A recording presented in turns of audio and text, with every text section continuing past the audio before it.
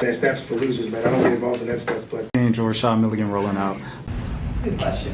Brandon, We you want one can't, we quick can't, we question? can't ask Rashad question. With that being said, I'll get to the next thing and we can get out of here on an early note. Very, very short stream today. Might be even like 20, 30 minutes, like my first couple streams. So Doja Cat, she's been speaking about numbers recently.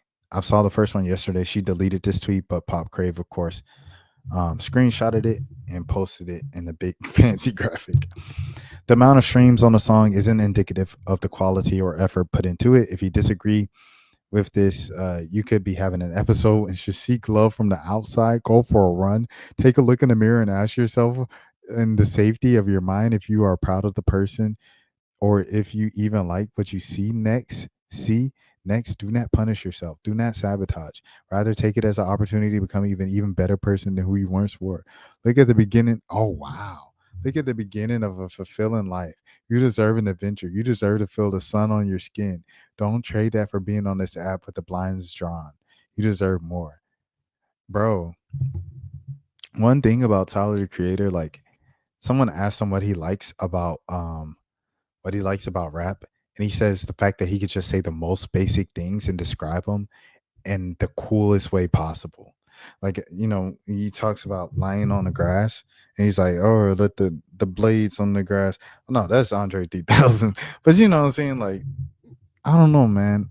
I just appreciate when rappers can like say something so basic in such an elaborate and elegant way. Like she literally just said, touch grass. Get off your phone and live life. It's crazy because she's probably like one of the more internet artists that we have this generation. Like, isn't that many more artists that are more internet than Doja Cat, bro?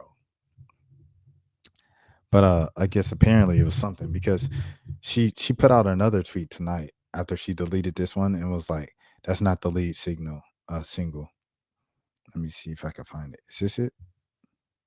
Let me see. I'm clicking on it. She still got it. It's not the lead. I'm just giving people who asked for it.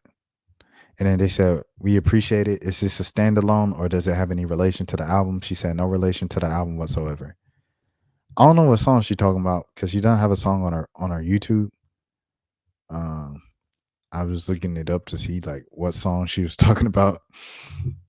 But also like Meg the Stallion was just talking about it, bro. No, but just saying. What? How you just saying? Anyway, I'm sorry. I went on on YouTube and looked at my comments, bro.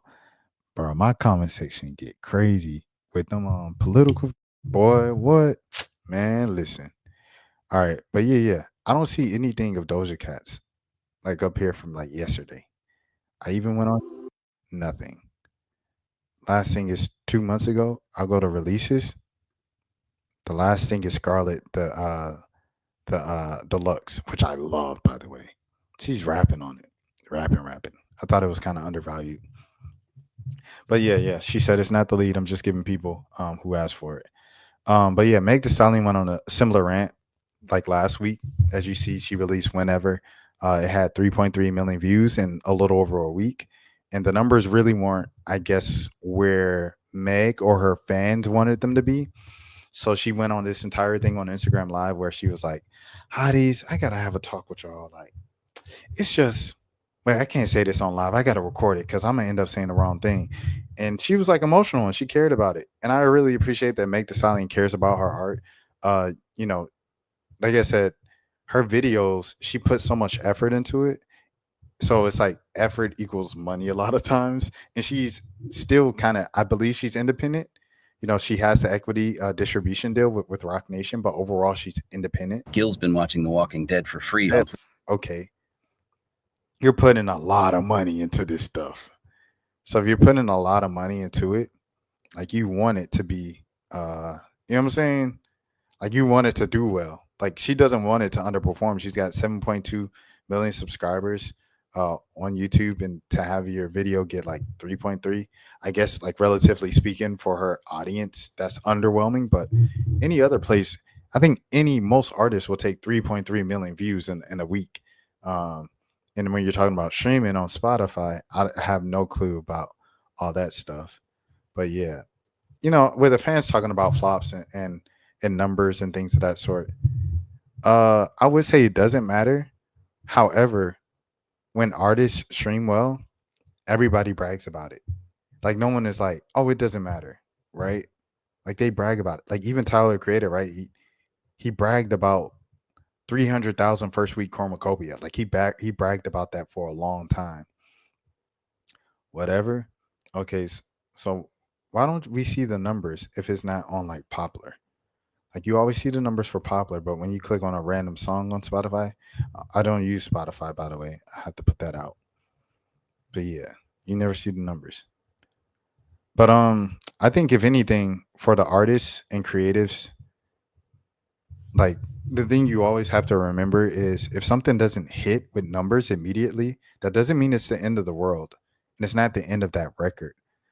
It's so many artists that push songs forever before it caught on. And now even more than ever with TikTok. It just takes one viral TikTok using the sound of that song to catch on and go viral and blow up and become, what I'm saying, something that was even bigger than what you didn't even intend to be. So you can put out this whenever, right? If you're Meg the Stallion, or Doja Cat can put out whatever record she's talking about, whatever record she's referring to that didn't do so well, numbers wise and streaming wise. You put out an album, and then the B side, random B side, a person's gonna grab it, make a skit out of the back and forth that you said maybe in the song or whatever, make a funny skit out of it. And now it's like the biggest thing. Like Doja put out the her joint Alligator Bites Never Healed. Like that mixtape was from August. And I remember the rollout for it because it was like every Friday she had a video for it. Like she had a video for Boom Bap, then she had a video for Nissan Altima, and then she had a video for like was it Catfish? I think it might have been Catfish. But those were all the singles going into the album.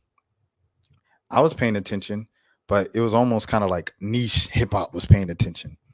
And then she puts out the album, the mixtape. It goes crazy. A lot of people are like, "This is really good. This is really good." And then kind of like out of nowhere, like TikTok just kind of grabs it and it goes stupid.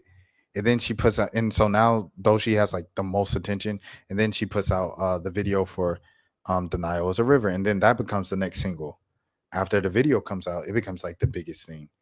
And then she wins the Grammy, and then she becomes like this big topic because it's like, who's this girl that just won a Grammy? And you know what I'm saying? And Alligator Bites Never Healed, the mixtape, is bigger now than it's ever been before in April 2025. And it came out in August 2024. So you can never sweat that stuff, the numbers. I understand like if you put so much into something and it doesn't do right, like it's not the end of the game. It's just the first quarter. Man, that's a life lesson, bro. With anything, man, it's not the end of the game. It's just the first quarter. Keep playing. I just said some stuff on accident. What the heck? Hey man, but yeah, that's what I got to say about the whole Doja Cat and Meg the Stallion thing. Like they said, it just is what it is. I want to watch this from Asante. The internet doesn't know how to feel after Doja Cat told her fans to go outside, go touch some grass, and stop obsessing over streams. But I know how I feel about this. Well, the tweet is actually deleted now, but let's read the tweet together. She said the amount of streams on a song isn't indicative of the quality or effort put into it. If you disagree with this, you could be having an episode and should seek love from the outside. Go for a run. Take a look in the mirror and ask yourself in the safety of your mind if you are proud of that person. Next, do not punish yourself. Do not sabotage. Rather, take it as an opportunity to become an even better version of who you once were. Ended it by saying you deserve more. And this tweet didn't rub everyone the right way. These days, streams, followers, and chart placements are so public. A lot of fans use them to measure an artist's worth. If something is not charting or not trending, they immediately call it a flop. And I don't think that's fair. As a content creator, I agree with what Doja is trying to say. Sometimes I spend hours on a video and it still flops. Other times I throw something together in like 5 minutes and you know what? That video does so much better. After doing this for 5 years, I learned that like just because you get high views, it doesn't mean that it was the highest quality type of video or content. Some of my most proud videos are like interviews, vlogs, and kind of behind the scenes of Hollywood. And those don't get as many views as these do.